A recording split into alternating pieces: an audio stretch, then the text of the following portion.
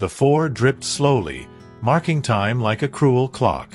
The hospital lights were dimmed that cold night, and the sound of heart monitors filled the silence of the empty hallways. Anna Reed, 29 years old, a nurse for nearly a decade, leaned against the edge of bed 304 with a tightness in her chest. The man lying there had been in a coma for almost 3 weeks. No visitors. No real name. Just a temporary identity. John Doe.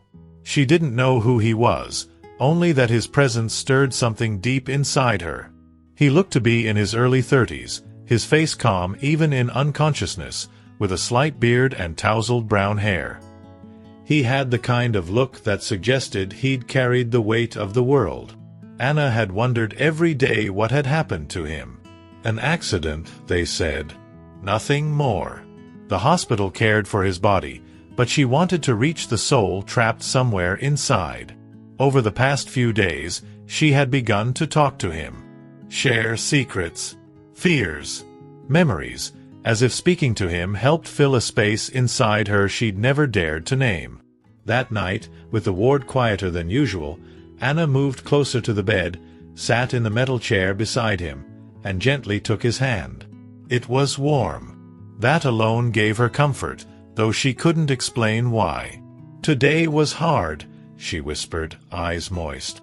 "There was an older man in the next room who passed away, and he reminded me so much of my dad." She closed her eyes for a moment. "Do you hear me? Sometimes I think you do." Her voice wavered. "I don't know your name, but I feel safer when I'm here. Like you really listen." A single tear slid down the man's face, quiet and unnoticed. Anna didn't see it. Her eyes were fixed on his hand, which she gently held. She had no idea that, deep inside his mind, something had begun to stir. And he, Stephen Wallace, could hear her. He didn't know how or why, but her words pierced through the darkness that surrounded him. A voice that felt warm. A presence that, without knowing it, was pulling him back. Anna stood slowly, straightened the sheets, and like she had done every night, leaned close to his ear. "Good night, whoever you are. Come back to me, okay?" she whispered, unsure if she meant it more for him or herself. She left the room, trying to mask the ache in her chest. But behind her, in the stillness of that hospital room, Stephen's fingers moved. The morning light crept through the narrow window of room 304, casting pale streaks across the white bedsheets. Anna walked in with a fresh chart in her hands, but her eyes immediately fell on Stephen Wallace. Something about the way his hand lay slightly shifted from the night before made her pause. She stared for a few seconds, then shook her head softly. "I probably moved it myself while checking his pulse," she thought. Still, a sliver of doubt tugged at her, like a thread pulling from a sweater she didn't want to unravel. She moved through her routine like always, changing his 4, adjusting the pillows, checking the monitors. But today, her hands lingered longer on his. "You look a little more peaceful today," she murmured, brushing a lock of hair from his forehead. "Did you have a good dream?" She laughed quietly, then sighed. "I must be losing it, talking to someone who doesn't even know I'm here. Or maybe you do." The words slipped out more honestly than she expected. Later that day, as she sat in the staff lounge, sipping stale coffee and staring blankly at the vending machine, her coworker Jenna walked in.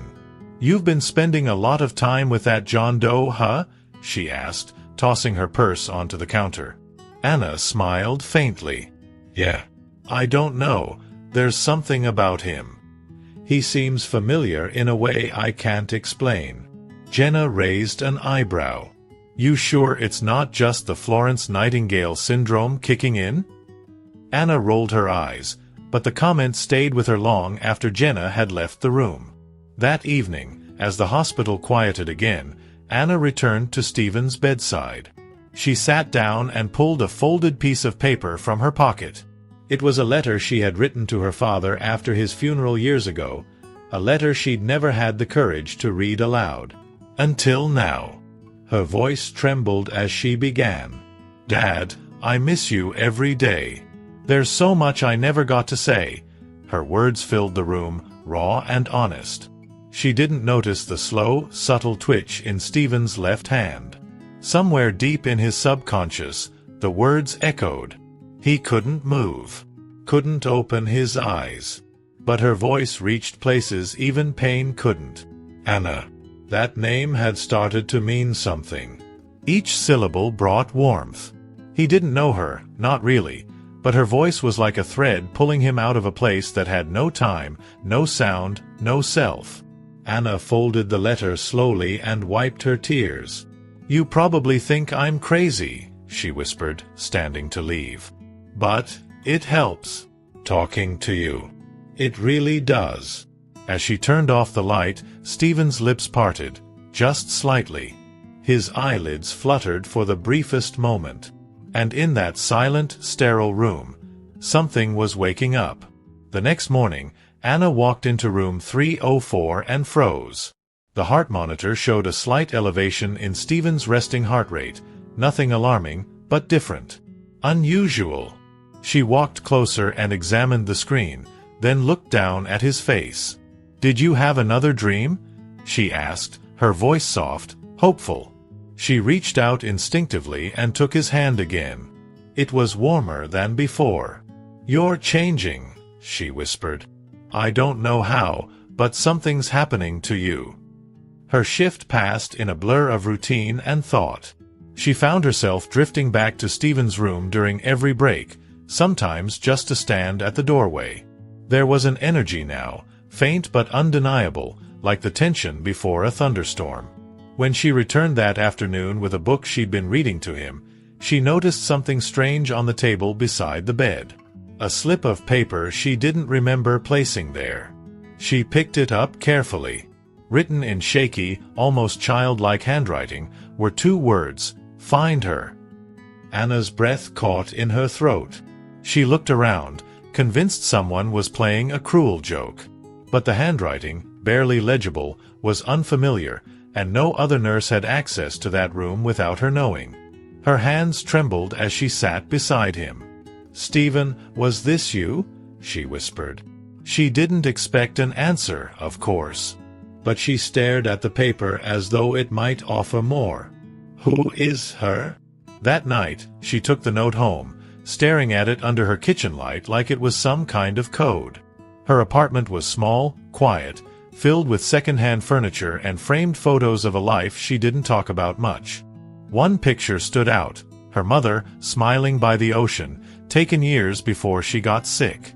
Anna sighed. She'd lost so much in so little time. Her voice cracked in the silence. "I don't have much left to lose." That realization scared her more than she expected. Back at the hospital, Stephen's mind stirred again. Words formed like whispers in fog. "Find her."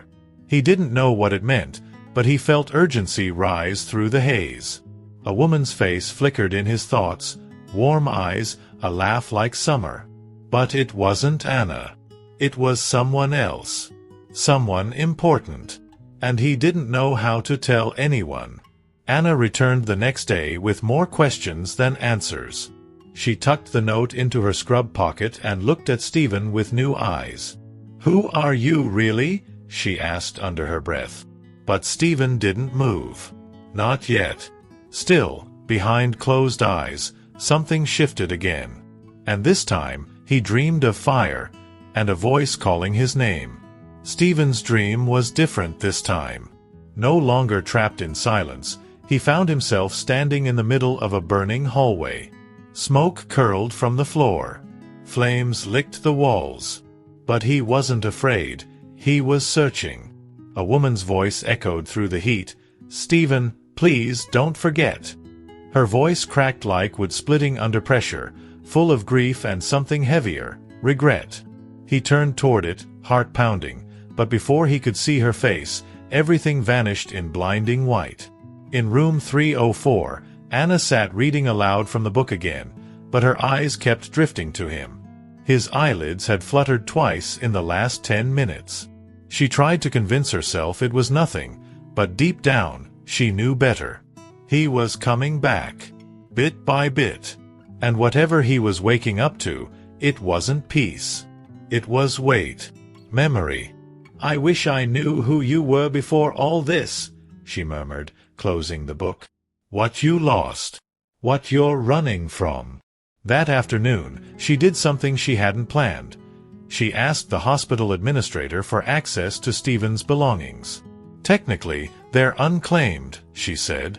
"But he's showing signs of recovery. We should know who he is before he wakes up." The administrator gave her a long look but eventually agreed.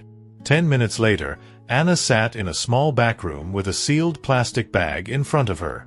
Inside, a burned leather wallet, a broken phone, and a ring. The wallet held no ID. Just a faded photo of a little boy holding hands with a woman on a pier. The woman's face was smudged from water damage. The boy, he had Stephen's eyes. In the phone's cracked screen, she caught her reflection as she powered it on, praying it still held something. Miraculously, it lit up, asking for a passcode. She tried the date from the hospital intake. Nothing. His room number. Nothing. On impulse, she typed 0407, her father's birthday. The screen unlocked. Her heart jumped. There were only a few photos left on the device, and all were of the same woman. Blonde hair. Kind smile. Always standing near a lake. One picture showed her with Stephen, both laughing, wind pulling at their clothes. Anna stared at the woman's face. She was beautiful. But it wasn't romance she saw, it was sorrow. Who was she? And why did Stephen want her to be found? Later that night, Anna sat beside him again, the phone clutched in her hand. "I saw her," she whispered. "The one you're dreaming about. I think I found her face." Stephen's heart monitor spiked briefly, and in the still darkness of his mind, the flames returned, closer this time. The voice spoke again, louder, more urgent. "Don't let her disappear again." Anna couldn't get the woman's face out of her mind. The images on the phone haunted her like fragments from someone else's life. The way Stephen smiled in those pictures, it wasn't just affection, it was grief frozen in time. Something had happened. Something big. And the fact that he had whispered, even unconsciously, "Find her" made it feel urgent. She knew now this wasn't just about helping a man recover. This was about untangling a life that had unraveled in silence. She returned to the photo, zooming in on the background, a wooden cabin behind the woman, half covered in ivy, and a faded sign barely visible in the distance. She screenshot it, enhanced the image, and leaned in. Her heart skipped when she made out the words, "Lake Haven Lodge." She typed the name into her phone, hands trembling. It was real. A small, remote cabin rental in upstate New York. Not more than 3 hours away. Could it be where he was heading before the accident? That evening, Anna sat at Stephen's bedside, her fingers lightly wrapped around his wrist, feeling the slow, steady pulse beneath the skin. "I know where you were going," she whispered. "Lake Haven. She's there, isn't she?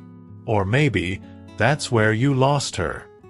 Her voice cracked, barely audible. "Why do I feel like I already know what you're going to tell me, Stephen?" She closed her eyes, letting the silence fill the space between them. Then, quietly, she added, "I think I need to go there." In his mind, Stephen stood at the edge of the lake, barefoot in cold sand. The same woman stood in the distance, back turned. Her silhouette blurred at the edges, as if time was trying to erase her. He tried to run, to call her name, but no sound came from his mouth. She turned slowly. Her eyes met his, and they were full of sorrow. "You left me," her voice said without moving her lips. "You promised." Stephen dropped to his knees, tears burning down his face, though he didn't know why. Back in the hospital, his fingers twitched again. His lips moved, not a word, not yet, but something close. Anna saw it. She leaned in, her heart pounding, and thought, just for a second, that he was trying to speak. But it was gone in an instant. She reached into her pocket, pulled out the photo, and placed it gently on his chest. "Tomorrow," she said quietly, "I'm going to Lake Haven." She stood at the door and looked back one last time. His chest rose and fell with measured rhythm, but something had changed. Something was shifting. Anna didn't know what she'd find up there, but deep down, she feared it would change everything. Not just for Stephen, but for her too. The road to Lake Haven was quiet, winding through tall trees and stretches of still, cold air. Anna drove alone, her knuckles pale against the steering wheel. The closer she got, the heavier her chest felt, like she was heading toward a memory that wasn't hers but had somehow rooted itself inside her. She hadn't told anyone at the hospital where she was going. This wasn't part of her shift. This was something else. Something she couldn't quite name. When she arrived, the lake looked like glass, flat, undisturbed, surrounded by pines that stood like silent witnesses. The cabins were scattered along the edge, aged and weather-worn.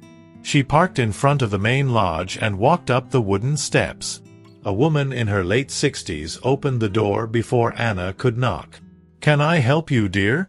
she asked with a gentle smile. Anna hesitated.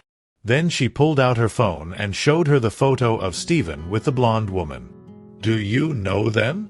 The woman's smile faded. Her eyes narrowed slightly as she studied the image. "That's Claire," she said quietly. "Claire Jennings. She used to come here every summer. Always stayed in cabin 4. But she hasn't been back in over a year." Anna's heart raced. "And the man?" The woman nodded slowly. "He was with her. Not often. Only a few times. They weren't married, I don't think, but there was something real between them. One year they argued. She left early. We never saw her again." Anna felt a chill crawl up her spine. She walked down toward cabin 4, gravel crunching beneath her shoes.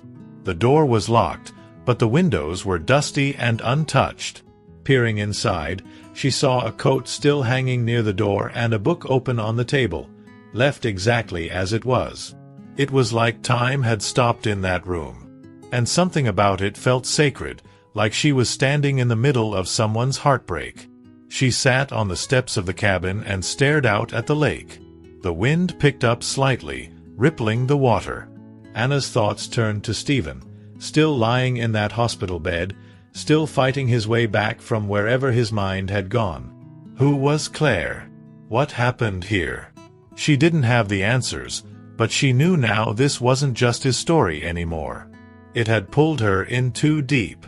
As she stood to leave, something caught her eye behind the cabin, a stone marker half buried in leaves. She brushed the dirt away with her foot and froze. It wasn't a grave, but it had a name etched into the stone, Claire Jennings. And below it, one word, forgive. Anna knelt beside the stone marker for a long time, her fingers tracing the letters of Claire's name. It wasn't a grave, there was no date of birth, no date of death, but it felt like a monument to something lost. The word forgive etched below the name struck her like a whisper from the past. Forgive what? Or who? She looked back at the cabin and imagined Claire sitting by the lake, waiting for someone who never came. And something inside Anna twisted with quiet sorrow. Back at the lodge, Anna asked the elderly woman more questions. "Do you know what happened between them?"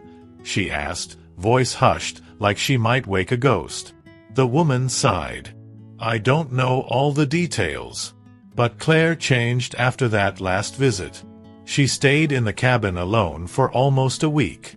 Didn't speak to anyone. Then one morning, she left before sunrise. She looked hollow. I haven't seen her since." Anna pressed. "Do you think she's gone?" The woman only looked away. Some people leave in pieces long before they disappear. Meanwhile, miles away in room 304, Stephen's mind was unraveling. In the dream, He stood inside the cabin, the air thick with silence. Claire was there, her back to him. He reached out, trembling, but couldn't touch her. "I told you everything," she said, still turned away. "But you chose the company. The lies. The money." Her voice broke. "I waited, Stephen."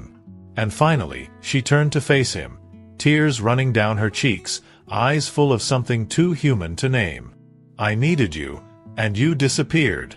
The weight of guilt crushed him like a tide. Faces blurred, voices shouted in the distance. Shareholders, lawyers, news headlines. He had run. Run from everything. From her. Stephen tried to scream, to move, to wake, but his body was still locked. The only tether to the real world was Anna's voice, her presence, her quiet patience. He didn't know her, but somehow she had become his anchor. Anna sat in her car outside Lake Haven Lodge, the sun starting to fall behind the trees. Her phone buzzed. It was a message from the hospital. He moved again. Eyes fluttered.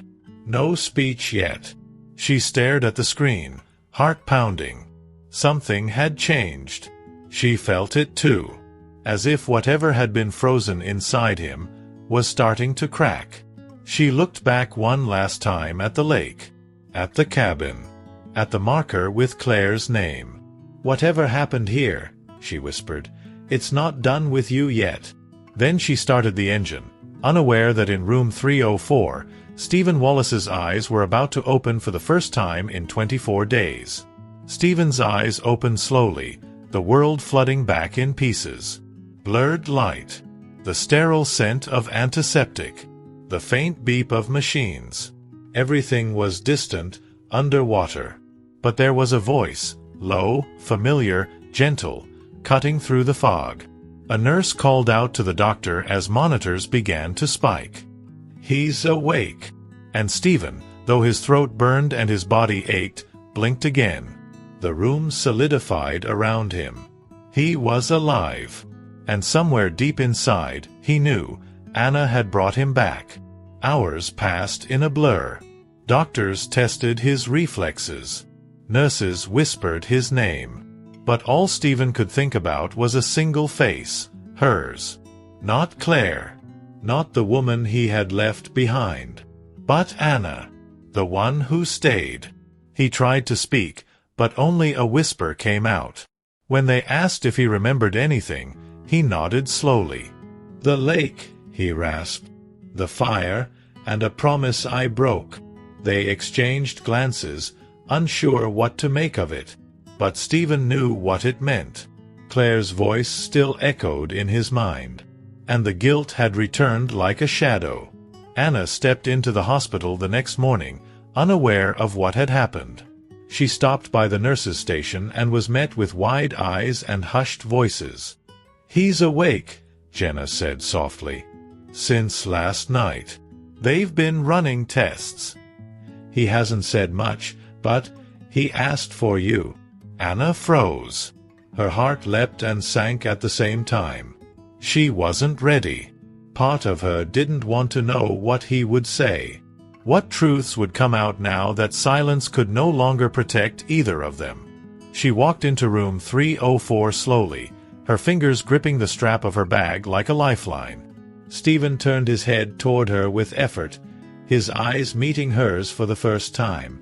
There was recognition there, not just from the past few weeks, but something older, deeper. "Anna," he whispered. His voice was fragile, but the way he said her name made something inside her shatter. She sat beside him, unable to speak, and for a long time, neither did he. Their silence said enough. Finally, she asked, "Do you remember everything?" He nodded faintly. "Most of it." A pause. "Enough to know what I've done." Anna looked away, tears rising. "Claire," she said softly. He closed his eyes. "She loved me. I left her anyway." His voice cracked. "And I never told anyone, because I didn't think I deserved to come back." Anna held his hand, her grip steady. "But you did come back. she whispered. "That has to mean something." Stephen turned to the window. Light poured in like it hadn't for weeks. But even with the brightness outside, his world still felt dim. "I have to find her," he said quietly. Anna nodded, but her heart was heavy. Because in the moment he said that, she realized something painful. He wasn't choosing her.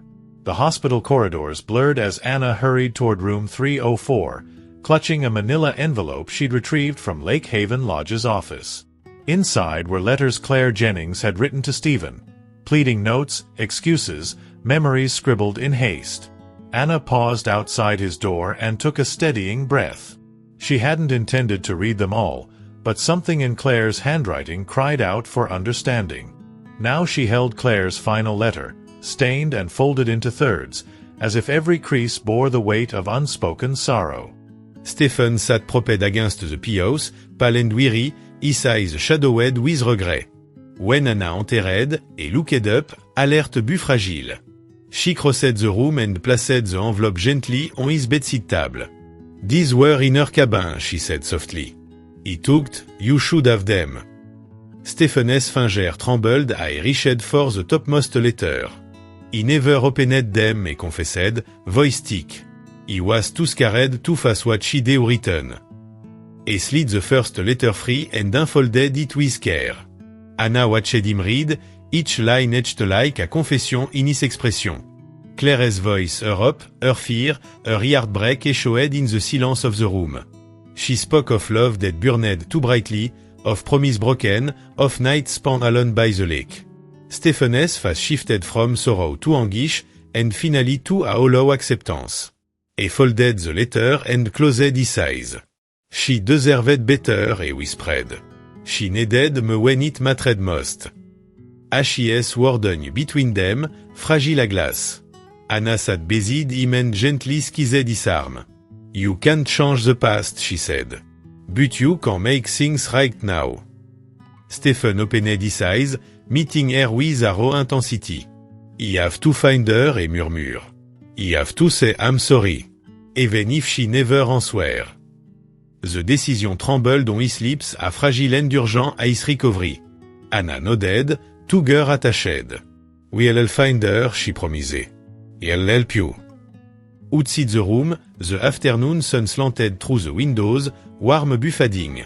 Stephen closed the envelope and tucked it into his hospital gown. "Tomorrow," he said, "he leave this place." The resolve in his voice startled Anna. She reached for his hand. "Are you strong enough?" she asked. He gave her a small, weary smile. "Because of you," he replied. "You brought me back. Now we need you beside me for what comes next." A night fell, Anna turned off the bedside lamp and watched Stephen drift into a restless sleep. His brow furrowed, as if the ghosts of memory chased him even there. She sat quietly, the envelope by her side, imagining who Claire had become in the year she vanished and whether forgiven could ever bridge the chasm between them. In the hush of that hospital room, Anna realized that finding Claire would change everything. For Stephen, for Claire and for her own heart, already tangled in the echo of two lives intertwined. The old cottage at the edge of the lake hadn't changed. Wind brushed the trees with the same rhythm a year ago, and the water still carried that airy calm. Stephen stood at the foot of the porch, can in one hand, breath shallow. Anna stood behind him, silent, letting him take this moment alone. The woman inside, Claire, hadn't answered the phone. But the innkeeper had confirmed she was here. Living quietly, refusing visitor, refusing the past. Until now.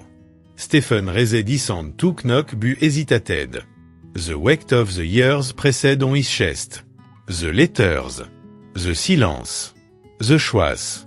Then, without another word, he knocked twice, firm. Footsteps shuffled behind the door. It opened slowly. Claire stood there, hair shorter now, face holded, eyes guarded. For a long moment, neither of them spoke. The space between them felt like a wound too deep to touch. "Stephen," she said finally, her voice barely a breath. "Why now?" "He was lost," he said, voice so hoarse. "And he woke up too late." e held out the envelope her letters, now worn with reading.